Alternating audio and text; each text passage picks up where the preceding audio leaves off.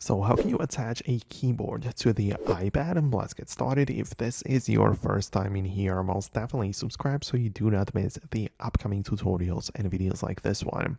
Anyways, the keyboard can be attached and connected to iPad through two different ways.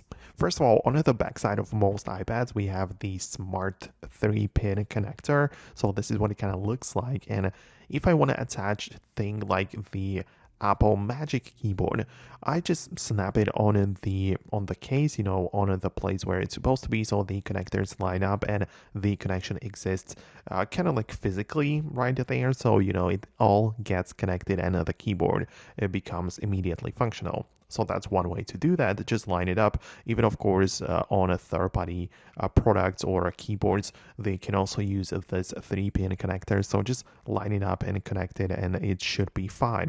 On the other hand, we could also connect it through wireless connection. So naturally, I have the Apple Magic keyboard in here. Even the third-party ones would work too, but this gets connected over Bluetooth. So I would open up the settings and check out the Bluetooth section, and I can see already my devices are in here.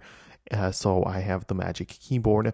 But as well, you can tap on it and connect it as such. But if not, make sure that the keyboard is in the pairing mode, and then it should appear to be a part of the other devices list, and I'll be able to connect it normally. So that is how it works. I really hope I can help you out. If there is something which doesn't work, then of course updating the iPad, restarting, and like charging the accessory, charging the keyboard will also help you out. So let me know in the comments below if you manage to make it work. Thanks a lot, and I hope to see you later in the next videos too.